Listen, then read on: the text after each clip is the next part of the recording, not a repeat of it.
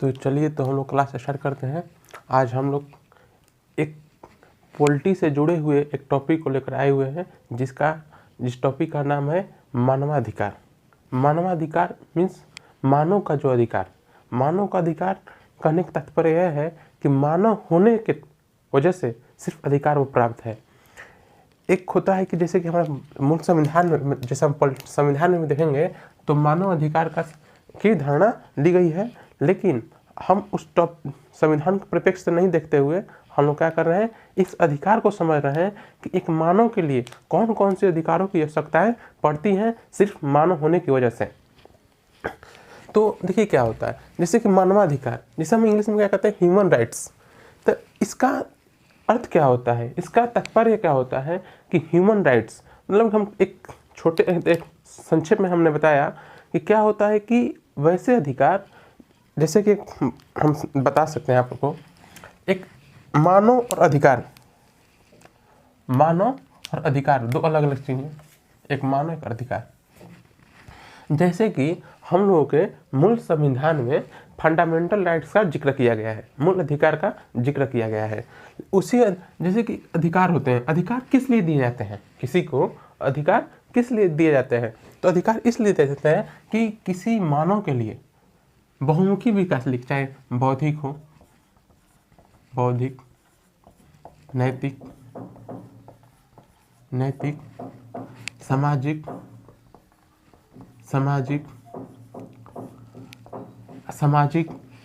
बौद्धिक, नैतिक, सामाजिक, चाहे हम लोग आध्यात्मिक एटसेट्रा कह सकते हैं। मतलब बहुत सारे ऐसे होते हैं जैसे कि मानव के विकास के लिए अधिकार चहुमुखी विकास के लिए आवश्यक होते हैं, चाहे बौद्धिक विकास हो, चाहे नैतिक विकास हो, चाहे सामाजिक विकास हो, चाहे आध्यात्मिक विकास हो।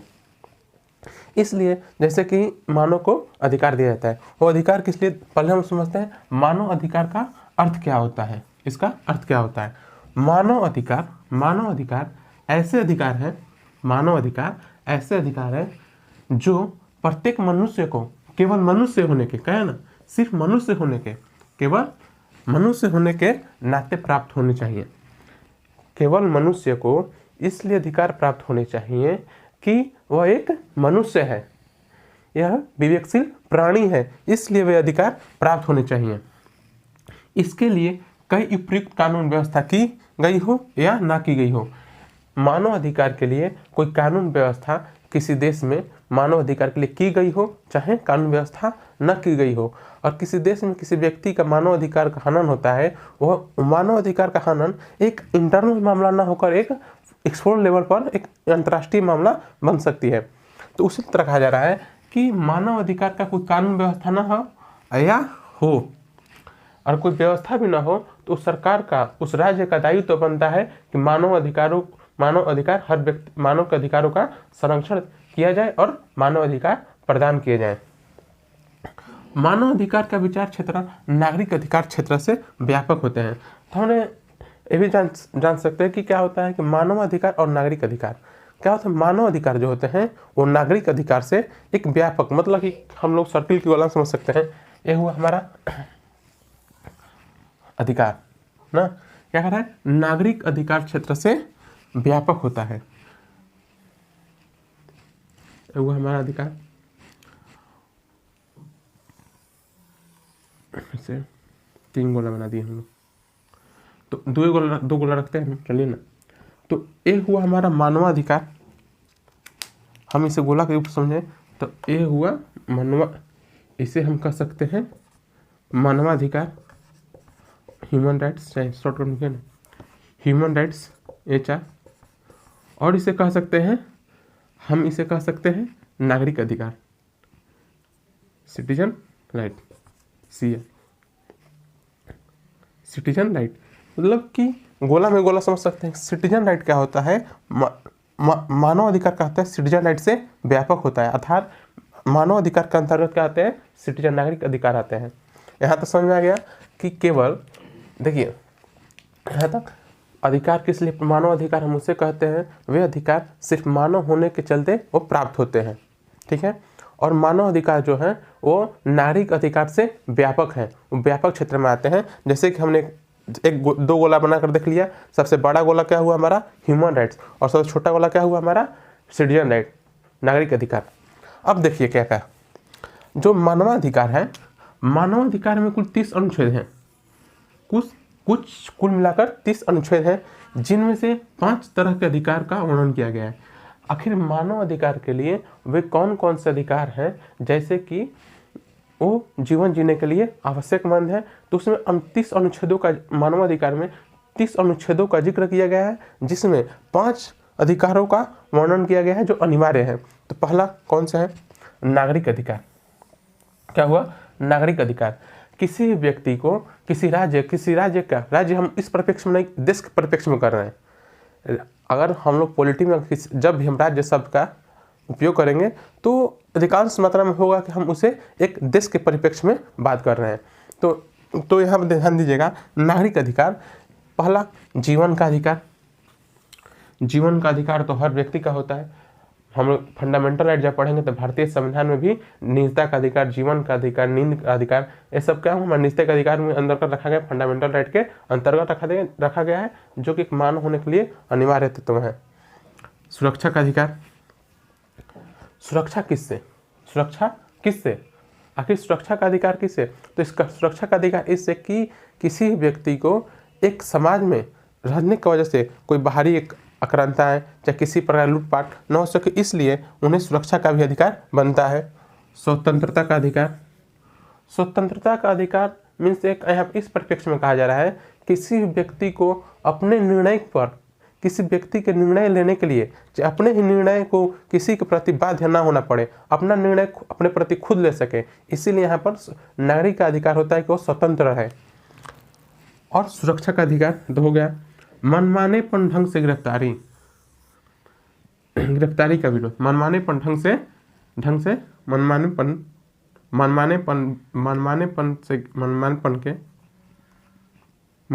से गिरफ्तारी का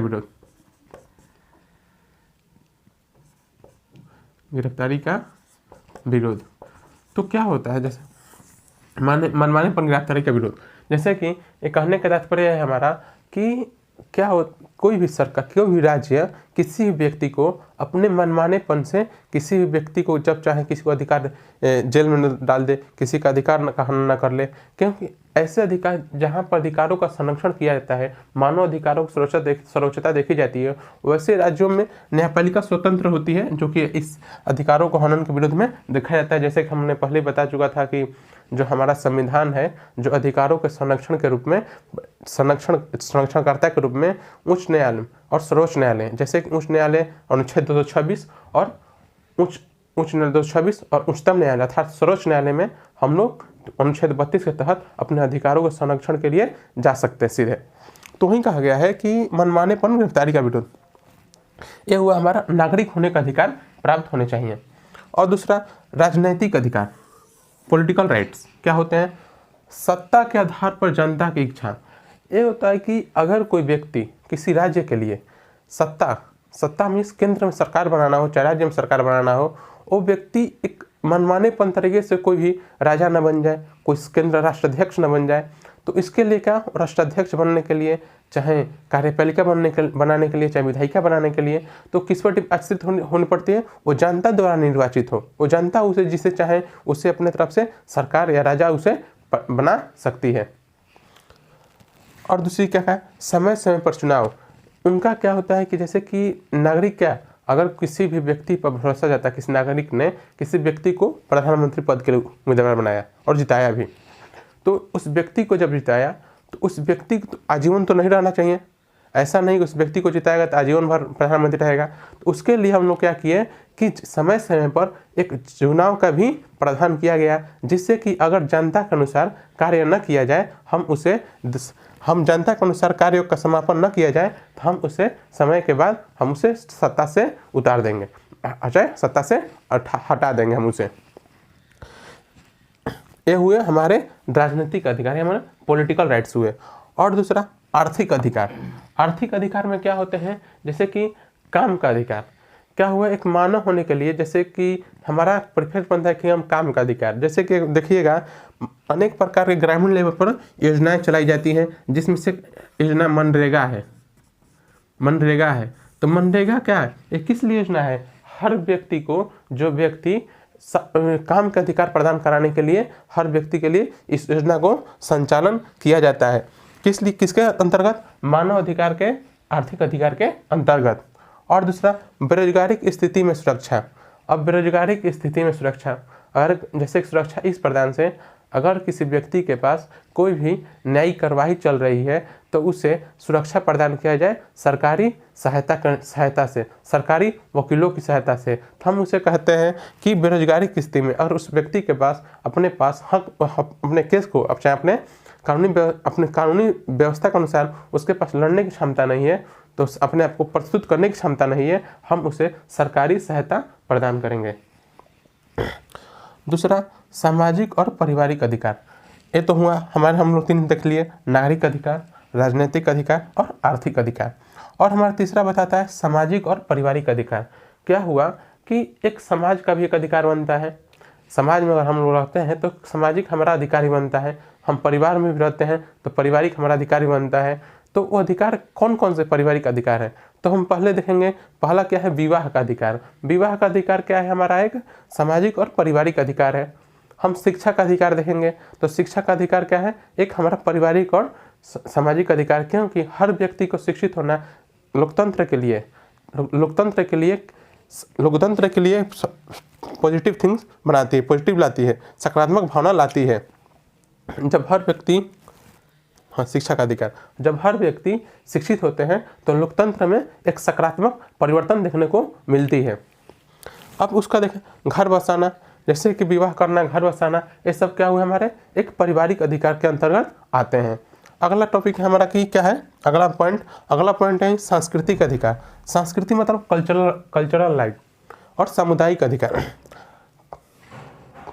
कलाओं का आनंद, जैसे नाट्य परंपराएं, नाट्य होती है, कहानियाँ होती हैं, चाहे कोई भी शिल्प, जैसे कि हस्तकला, चाहे किसी भी प्रदर्शनी लगाई जाती है हस्तकला के, नाट्य कलाओं की, तो हम वहाँ पर क्या करते हैं, उस कलाओं का आनंद लेने से कोई नहीं रोक सकता। और साथ ही वैज्ञानिक विकास, हमें देखना चाहिए कि वैज्ञानिक विकास ऐसा नहीं कि हम लोग, हमारे पास रॉकेट हो, मिसाइल हो, हमारे पास रॉकेट लॉन्चर हो, चाहे हवाई जहाज हो, ये सब तो हमारा विकास हुआ, लेकिन इसके साथ साथ ही हमारे मानसिकता, हमारे हमारे समाज में जो रूढ़ियाँ हैं उनको भी दूर करना एक हमारा एक वैज्ञानिक विकास है। जो मानसिक रूप से हम लोग क्या कहते हैं, समाज हजारों साल से चल रही कुरीतियाँ, एक मानव होने के लिए, एक मानव के प्रति कैसी धारणा होनी चाहिए, एक स्त्री के प्रति कैसी धारणा होनी चाहिए, जो कि उन्हें हजारों सालों से उन्हें प्रताड़ित किया गया है, उन्हें कौन कौन से अधिकार मिलने चाहिए और मानव होने के लिए हमें कौन कौन से अधिकार उन्हें प्रदान करना चाहिए, ये हमारा हुआ सामुदायिक अधिकार। चाहे हमारा वैज्ञानिक विकास ये नहीं होता है कि आप विज्ञान में आप कितने उन्नत हैं, यह भी देखा जाता है एक सामाजिक परिप्रेक्ष्य से आप किसी व्यक्ति के अधिकार का कितना सम्मान करते हैं। और अगला हम लोग देखेंगे, इतना तो हुआ हमारा 5 पॉइंट देख लिए अधिकार के कौन कौन से, नागरिक अधिकार, राजनीतिक अधिकार, आर्थिक अधिकार, सामाजिक अधिकार और सांस्कृतिक अधिकार। अब हम लोग देखेंगे कि मानव अधिकार का महत्व क्या है। अगर हम इतना हम लोग बात हुआ तो बात से हम लोग देख सकते हैं मानव अधिकार महत्व कितना है। तो हम देखिए इस टॉपिक को भी देखेंगे कि मानव अधिकार का महत्व कितना है। अगला देखते हैं आगे। तो हमने देखा कि मानवाधिकार को देख लिए और हम लोग को देखना था कि मानवाधिकार का महत्व क्या है। तो मानवाधिकार का महत्व देखते हुए हमने ये भी देख लिया कि अधिकार क्या होते हैं, मानव होने के नाते सिर्फ अधिकार प्राप्त होते हैं। तो देखिए क्या है अधिकार। मानव अधिकारों का उल्लंघन किसी भी राष्ट्र का अंदरूनी मामला नहीं है। हमने यही बताया था कि अगर किसी राष्ट्र या किसी राज्य में हम उस राज्य के परिप्रेक्ष्य से बात कर, देश के परिप्रेक्ष्य से बात कर रहे हैं, तो किसी भी राज्य में किसी मानव का अधिकारों का हनन होता है, चाहे अधिकार राजनीतिक हो, चाहे सामाजिक हो, चाहे आर्थिक हो, चाहे पारिवारिक हो, कोई भी अधिकार हो एक्स्ट्रा, तो उस अधिकारों का मामला जो है एक अंदरूनी मामला बनकर न रह जाएगी, बल्कि वो एक अंतर्राष्ट्रीय मामला उभर कर सामने आएगी, जो कि एक राष्ट्र के बीच में, एक राष्ट्र बहुराष्ट्रों के बीच में एक वाद विचार कर इस विचार को सामने रखा जाएगा। तो एक बात है कि हमें समझना चाहिए कि मानव अधिकार, देखिए महत्व क्या है कि मानव अधिकार किसी भी राष्ट्र में, किसी भी राज्य में मानव का अधिकारों का उल्लंघन होता है तो वो क्या होता है, इंटरनल मामला ना होकर वह एक बाह्य एक्सटर्नल मामला हो जाती है। तो एक पहला लाइन हुआ है। दूसरा पॉइंट क्या है, दूसरा पॉइंट कहता है हम लोगों का, संसार के अनेक संविधान मानव अधिकार की पुष्टि करते हैं। देखिए संसार मीन्स मतलब विश्व का ना, विश्व का संसार के साथ हम लोग विश्व के अनेक संविधान जो है मानव अधिकारों का पुष्टि करते हैं। देखिए अधिकार, जैसे कि क्या हुआ 1215 ईस्वी, 1200 जहाँ तक सही याद कर पा रहे हैं 1215 ईस्वी में क्या होता है, यूके का नाम सुने होंगे आप लोग। यूके को हम लोग क्या कहते हैं, ब्रिटेन। कैसे, देखिए क्या होता है कि 1215 ईस्वी में क्या हुआ कि ब्रिटेन के राजा जॉन ने मैग्ना कार्टा चार्टर लेकर आए, जो कि एक नैसर्गिक अधिकार है, जो कि नागरिकों के अधिकार के बारे में घोषणा करता है। ये हुआ ब्रिटेन में हुआ नागरिक अधिकार है, चाहे नागरिक या एक अधिकार की उत्पत्ति देखी गई, जहाँ से कहाँ कहते हैं 1215 ईस्वी में राजा जॉन द्वारा ब्रिटेन मतलब यूके में लाया गया। अब उसके बाद होता है प्रथम संविधान संशोधन 1791। हम भारत का प्रथम संविधान संशोधन बात न कर हम अमेरिका की बात कर रहे हैं। फर्स्ट अमेंडमेंट अमेरिका में क्या होता है, अमेरिका को हम इंस्टीट्यूट कर रहे हैं अभी। अमेरिका में क्या होता है, फर्स्ट अमेंडमेंट होता है, कॉन्स्टिट्यूशन अमेंडमेंट होता है, संविधान संशोधन होता है।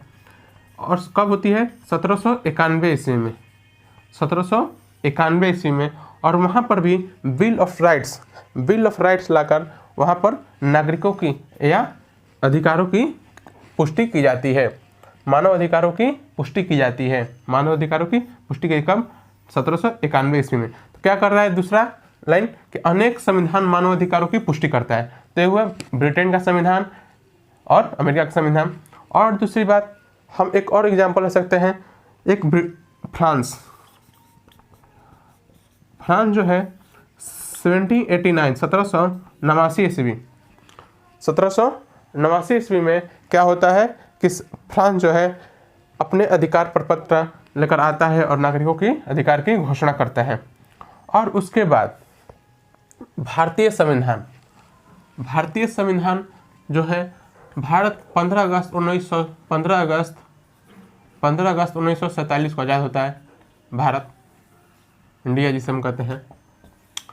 तो उसने इंडिया 15 अगस्त 1947 को आज़ाद हुआ, तो उसके साथ ही वह मानव अधिकार, चाहे नागरिक अधिकार, चाहे व्यक्तिगत अधिकार को लेकर आता है, जो कि हम लोगों का फंडामेंटल राइट के रूप में क्या है, हमारे संविधान में अनुच्छेद 12 से 35 तक उपलब्ध है। अनुच्छेद 12 से 35 तक उपलब्ध है, 12 से 35 तक उपलब्ध है। हम इसको देखेंगे अनुच्छेद मतलब मूल अधिकार किसे कहते हैं, जब क्लास आगे जैसे चलता चला जाएगा।